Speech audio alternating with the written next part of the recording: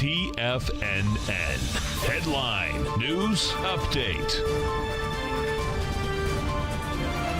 Here's Tom O'Brien.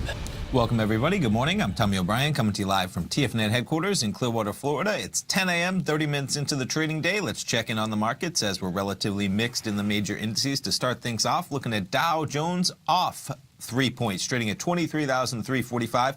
NASDAQ currently positive by 10 points, trading at 6709, and S&P's up less than half a point, almost unchanged, trading at 2573. Jumping over to the VIX, somewhat of a calm morning. Calm VIX back to a 9 handle, 997 on that VIX, as we continue to creep lower off of yesterday's almost 1090 we had. Let's jump over to the Nadex platform, check in on some of the futures markets. And since the opening bell, we've seen a little bit of a pullback. There's our 930 bar right there. So S&P's pulling back a few points from about 2573, currently trading at 2570.87. NASDAQ pulling back a little bit more than that, was up NASDAQ 100, almost 6250 this morning, down to below 6230, currently trading 6234 on the December NASDAQ 100 contract. Euro US dollar bouncing around a bit, 116.37 currently. Crude oil hanging above that $54 price mark, currently trading at $54.05. And of course, we have the API numbers tonight after the closing bell, 4:30 Eastern time. And then tomorrow, almost 24 hours from right now, 10:30 a.m. Eastern time, we'll have those EIA numbers. And gold struggling a bit as well, under 1272, currently trading 1271.85 on the gold contract. And that natural gas contract not cooperating, but that is struggling a bit. We've looked at that already.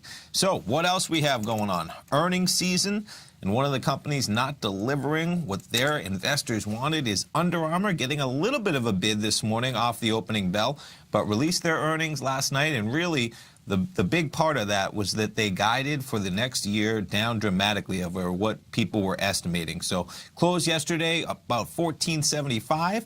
Traded to as low as 1237 and getting a little bit of a bid up to 1333, but still almost down 10% for the session at 1332. Another company struggling a bit on news this morning is Qualcomm.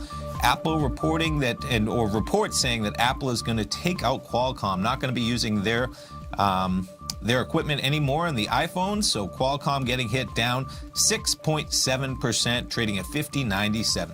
Stay tuned. I'll be back here next hour with Tom. We'll of course have a great hour, and then we have a great day of programming. Stay tuned, folks. I'll talk to you in a few minutes.